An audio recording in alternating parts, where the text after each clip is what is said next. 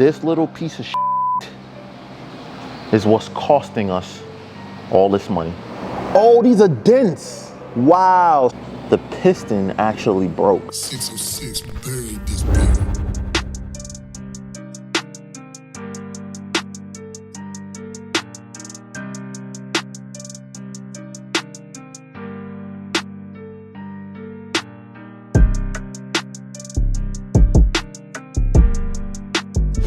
Yo, what's up everybody? It's Stefan here from Mod2Fame and we are back with another video. This continues the rebuilding of Cheapokitty series. You saw the title and thumbnail, so you know that we're gonna be talking about how there's more damage than what we expected. It's worse than what we thought. That was not clickbait. Anyway, let's jump into it. Let's go. All right, so I'm gonna show you guys right now the oddest thing to see. And that is when your car is totally broken apart and there is a big gaping hole where a motor should be. And that is because as we started to break down the motor already, this is the old motor, right? So this is our old motor right here. So again, we could talk a little bit about what happened. The last time you guys seen it was when I was passing the boroscope or the camera down the hole of the spark plug wires, and we did see this. We saw this. This is cylinder number 7.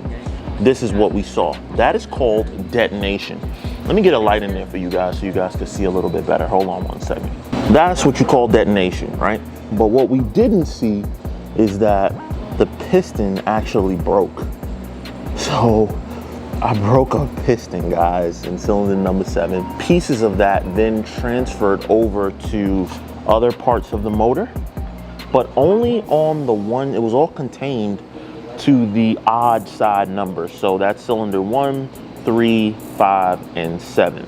It was contained just to that. As we look, this particular motor had almost 59,000 miles on it. And as we go along to the other side, by the way, that's my upgraded thermostat from Mishimoto. Let's see if we can get it to focus. There we go. That's my Mishimoto thermostat. We already took off the balancer.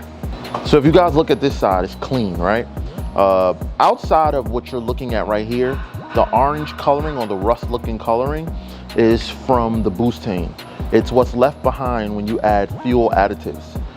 But it causes no damage to the motor at all. But there's no way that you would be able to run this in a motor and someone takes it apart and don't see that you were running any sort of additive. But if you look at the pistons, they're all clean, clean, clean.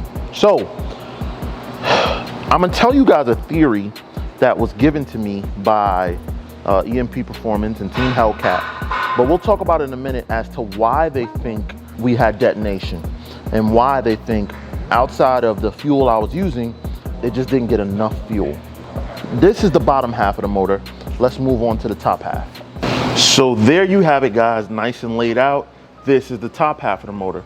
We'll start with my blower. This is a Hellcat supercharger. A Hellcat supercharger is 2.3 liters, so it's pretty big in size. And I was running 265 pulley from ZPE Grip Tech along with this 10% ATI balancer. So with that, it makes about 20 to 21 pounds of boost. And there you have it. Now, remember when I said that there's more damage than we thought and why I'm like, oh, this is not good. Well, this is one head, right? This is the head from the even side numbers. Again, you still don't worry about the orange coating. It's just butane. It doesn't hurt anything, but it does leave a coating. So these are my cylinders, 2, 4, 6, 8, right? Now, let's go over to the other head. And this is where the music cues in. Dun, dun, dun. Yes, that's right, guys. That's cylinder number 7. Apparently when the piston broke, it wreaked havoc on my head. So the head is all like scuffed up. That's what she said. And unfortunately, initially we were thinking, okay, we'll just resurface it, whatever. However, if you guys look here, you see that? This right here, this guy right here, it won't even come out That's a piece of ringland stuck into the head. That's a piece of the ringland from cylinder number 7 all the way here in cylinder number 1. So that being said, now we're not just talking about a quick bottom end swap. Now we're gonna have to do heads as well. Can this be fixed?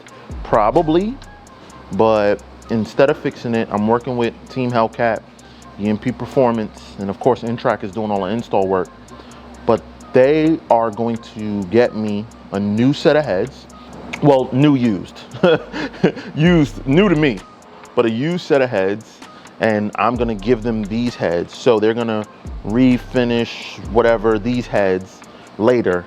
But for now, so that we can get this car put back together as quickly as possible, I'm gonna take their heads, have them cleaned, tank washed, all that kind of stuff, have them checked. But yeah, guys, that is, that's the big bad news right there, man. So this has just turned into pretty much a full engine replacement. When you talk about doing bottom and heads is what we're doing on Cheapokitty. Yeah, sucks.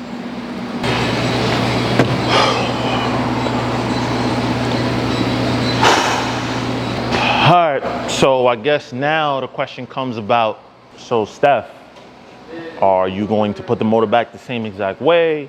Are you gonna build it? Because I asked y'all in the last video what I should do. So the reality is, guys, Mod2Fame is why Cheapokitty exists. It's for the YouTube channel. It's not for me personally. Although I enjoy it, although I love it, it's still a car that belongs to the channel.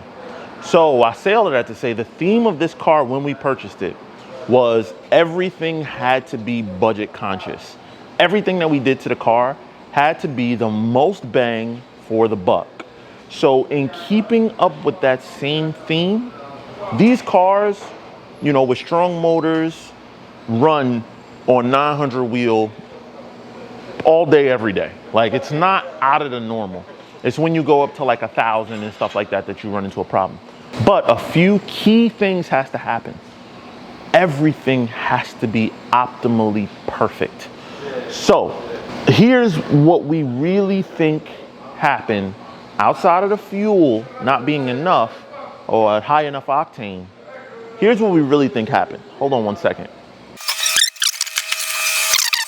Guys, these are factory Hellcat fuel rails. EMP Performance has a thought process.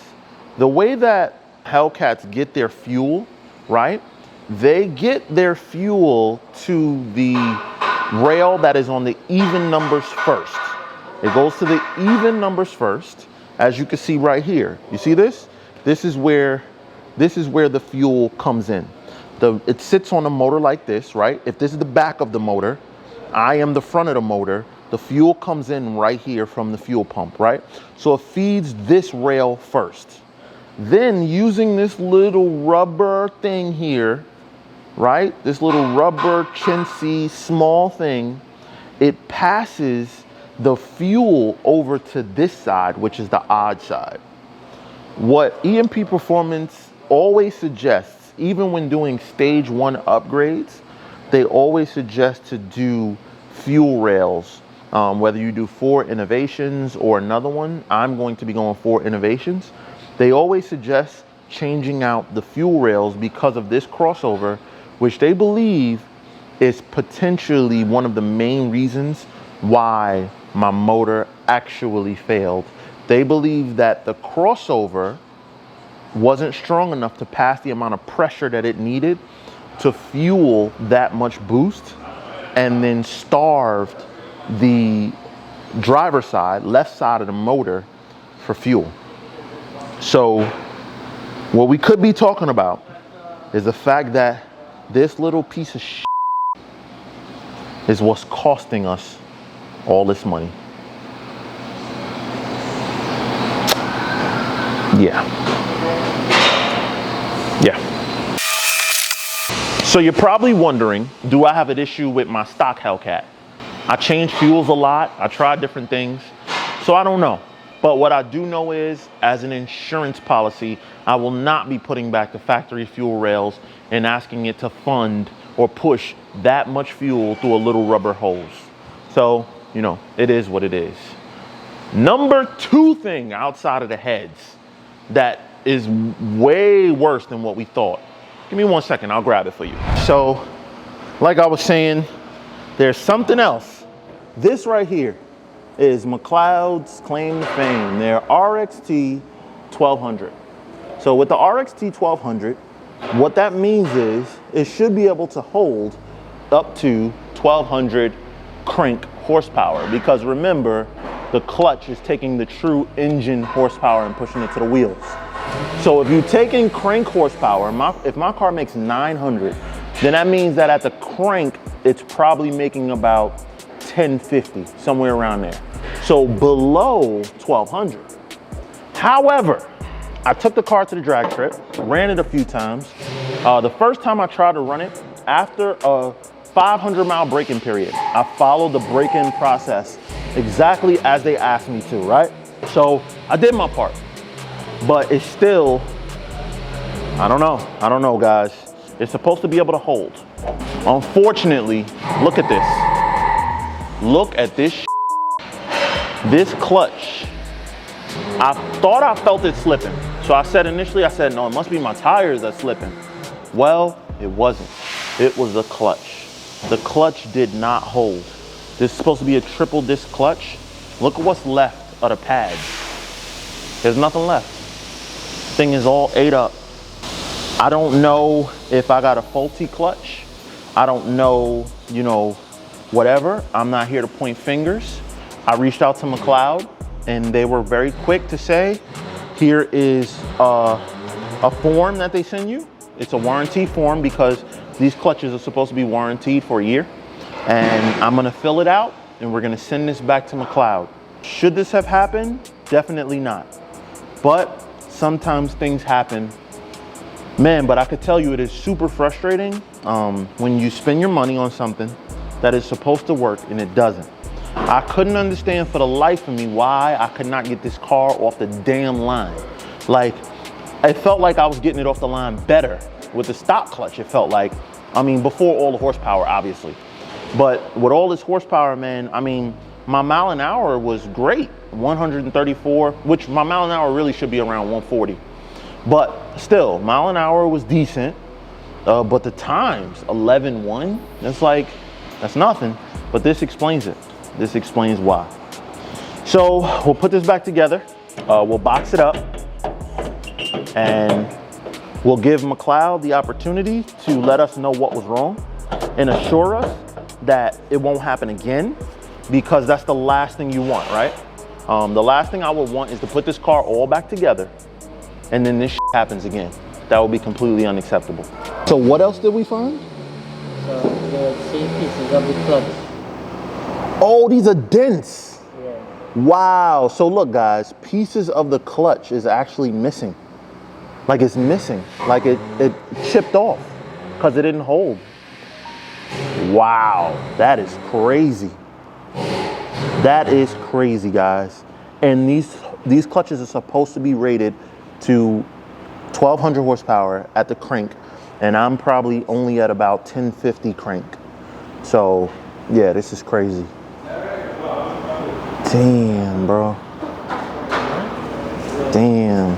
All right. Sheesh. That is a lot of carnage, man. Special delivery. I want that. Special delivery. I need that. Special delivery. All right, guys, this is my new bottom end that we're gonna throw in the kitty.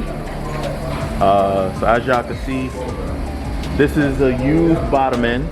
Car has 6,000 miles on it. So we're gonna throw this bottom end in instead of staying with mine. So there you go, guys. Hellcat is about to be back up and running quick, as I said it would. Damn, this is like pretty complete too. And it already has a 10% balancer like what I had. So I'm gonna pull a 10% balancer off of my car. Maybe one of y'all need a 10% balancer. I'm gonna have one, an extra one. So there you go, guys. Just like that. We about to be back. Yo, man, so I'm here with my good guy. Bro, tell me what was that like when you found out about the extra damage to the car, bro? It was, first of all, what hit me was like, we're not gonna make the deadline. Oh yeah, that's right. All right, so y'all see in the first video I was talking. I was like, yeah, we gonna get this done in 2 weeks. But that's when I thought we was just swapping a short block and just putting everything over. Yeah. You know what I mean? That's what I thought. But so what happened? Yeah, when we pulled off the heads and we seen inside the cylinder pockets how it was like World War II. It was like for real, a lot of damage. That piece of piston fought the head. It's like they had a boxing match and the head lost. Man. Yeah, one of the ring lands came apart. So I mean, but you build cars, right? Yeah. I mean, you personally yeah, have a GTR build. Yeah. And you know the car was running before. Yeah. Right? And you built that car. You built it. It was running. What happened? Basically, I wanted to push it some more. Yeah. It didn't need to push some more, but I wanted to go down to Texas and, you know, make a statement. Yep. So it was on the dyno and it was like, all right, got some good numbers, you know, very good numbers for everybody else, but I wasn't happy. Right. So I wanted to push it some more, raise the boost some more. And one of the rods said, bye-bye.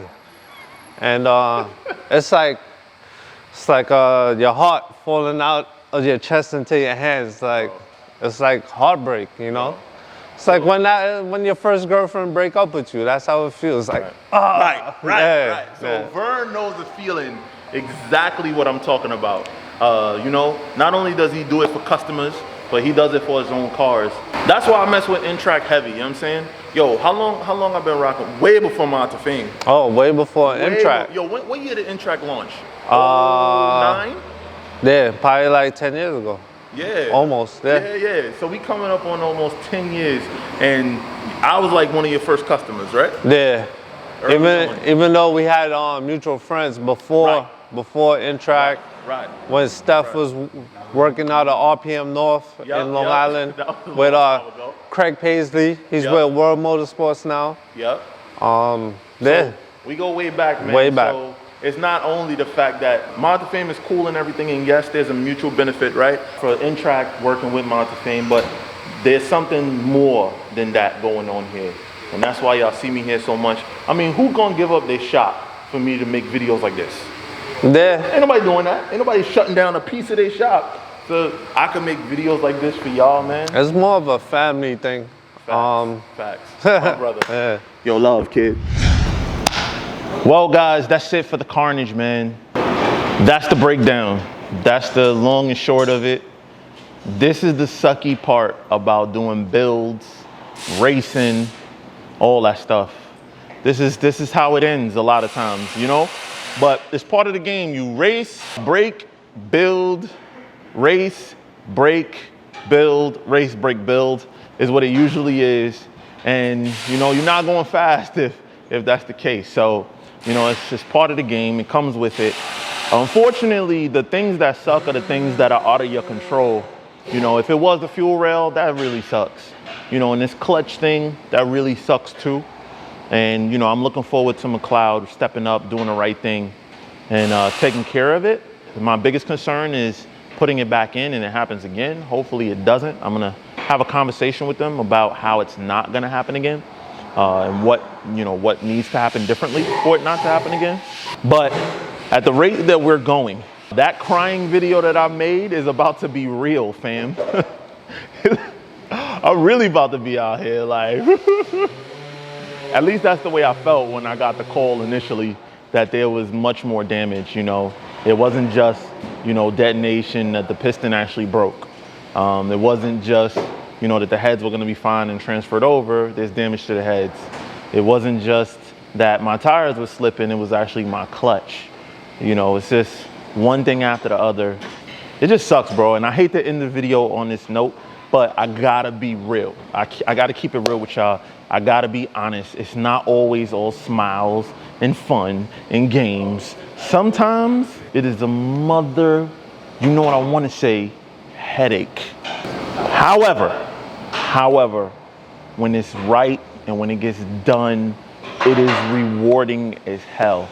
There's no greater feeling than taking a manual transmission car, making 1,000 horsepower at the motor, 900 horsepower at the wheel, dropping it into third gear on the highway and just disappearing from everything. Like, there's no greater feeling than that guy who was talking all that mess and then you just put lengths on him. Like, there's no greater feeling than that, man. So, you know, with the good comes the bad.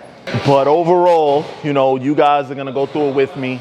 It's the perfect opportunity because right now it's winter. So this car wasn't gonna be getting driven anyway. However, I did want to send the car down to somewhere warm and go race the hell out of it. And that doesn't look like it's gonna happen. So the next big debut for this car is going to be TX2K 2020. Is when you guys are gonna see the rebirth of Cheapokitty. That is in Houston, Texas. So for all of my Texans, make sure you start to get ready because that's gonna be the next big event that you're gonna see Cheapokitty make its return to. We're gonna get this thing rocking and rolling. We're gonna keep it going. We're gonna stay encouraged. We're not gonna be defeated, you know? And if y'all can, please send me all the love and encouragement right now because your boy need it. But it's your boy Stefan here from Mod2Fame. And if you like this video, chances are you're gonna like others like it. So make sure you subscribe, make sure you share. But until the next one, we out, we out. Perfect timing, perfect time. No, it was good. I cut it off right in time.